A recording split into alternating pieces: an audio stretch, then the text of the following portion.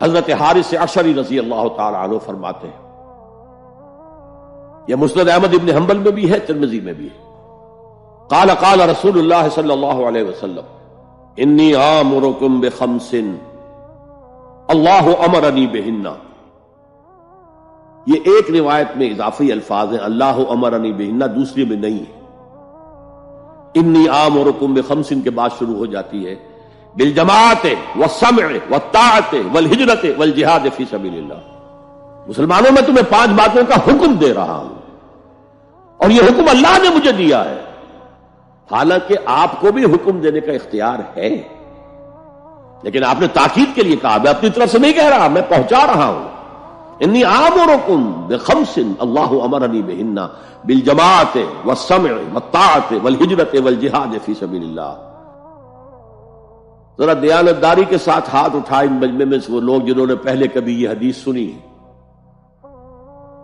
ایک تو ادھر میں نے ہاتھ دیکھا ہے، اس کا چرچا ہی نہیں ہمارے ہاں۔ کیوں؟ یہ اس لیول سے متعلق ہے جس لیول پہ ہم سوچتے ہی نہیں۔ اقامت دین کی جدوجہد، نظام کو بدلنے کی جدوجہد، یہ ہمارے ذہن سے خارج، ہمارے تصور دین سے خارج۔ دیکھیے وہ جو ہے بنی الاسلام علی خمس، اس میں امر نہیں ہے، یہ خبر ہے صرف۔ اسلام کی بنیاد 5 چیزوں پر قائم ہے، شہادت اللہ الہ الا اللہ وان محمد رسول اللہ، واقام الصلاۃ وایتاء الزکوٰۃ وصوم رمضان وحج البیت من استطاع الیہ سبیلا۔ یہ حدیث کس کو نہیں معلوم؟ متن یاد نہ ہو یہ بات دوسری ہے، کس کو نہیں معلوم 5 ارکان اسلام حضور نے بتائے ہیں؟ حالانکہ وہاں یہ ہے میں تمہیں حکم دے رہا ہوں، اور چرچا ہی نہیں ہے ہمارے یہاں۔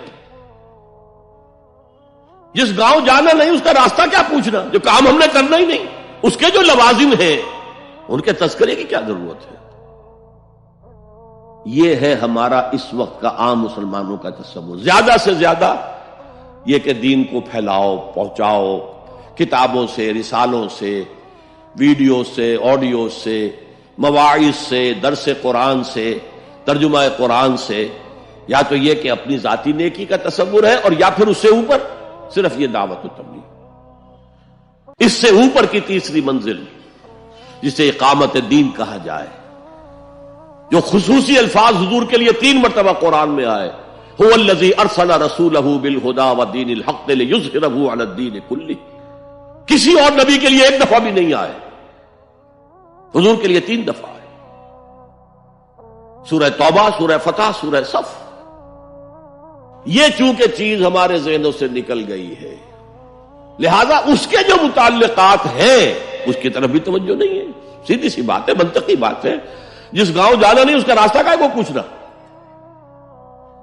یہ 5 چیزیں ہیں لازم۔ جماعت کی شکل میں رہو، یہ بھی فرمایا علیکم بالجماع، یہ حضور کی حدیث ہے، علیکم بالجماع، لازم جماعت کی شکل میں رہو۔ اور حضرت عمر کا قول ہے، اور آپ کو معلوم ہے کہ صحابی کا قول بھی حدیث کہلاتا ہے۔ حضرت عمر فرماتے ہیں لا اسلام الا بالجماع ولا جماع الا بالامارہ ولا امارہ الا بالاطاعہ۔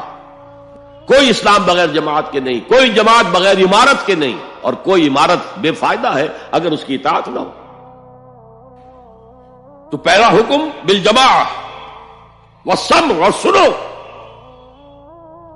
سننے کے لیے وابستہ رہنا ہوگا، وابستہ رہ شجر سے امید بہار رکھ۔ اب یہ نہیں ہو سکتا تھا کہ حضور پر کوئی بات آئی ہے تو آپ خود ہر ایک کے گھر جا جا کے اس کو پہنچائیں، آپ وابستہ رہیں اس نظم جماعت کے ساتھ۔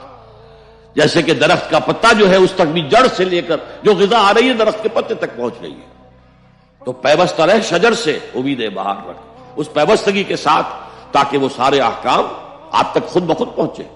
والطاعہ، اور اطاعت۔ 3 چیزیں ہو گئی، بالجماعت والسمع والطاعت والہجرت والجہاد فی سبیل اللہ۔ اور میں اس کی حقیقت پہلے بھی بیان کر چکا ہوں۔ ہجرت، اس کی بنیاد کیا ہے؟ حضور سے پوچھا گیا ای الہجرت افضل یا رسول اللہ، اے اللہ کے رسول سب سے اعلیٰ اور سب سے افضل ہجرت کون سی ہے؟ فرمایا ان تہجر ما کرہ ربک، ہر اس چیز کو چھوڑ دو جو تمہارے رب کو پسند نہیں ہے۔ آج اپنے گریبان میں جھانکیے، جو چیز زندگی میں غلط ہے شریعت کی روح سے طے کیجئے کہ اب نہیں ہوگی، اب ختم کر دوں گا، ہجرت شروع ہو گئی آپ کی۔ ان تہجر ما کرہ ربک، ہر اس چیز کو ترک کر دو، چھوڑ دو جو تمہارے رب کو پسند نہیں۔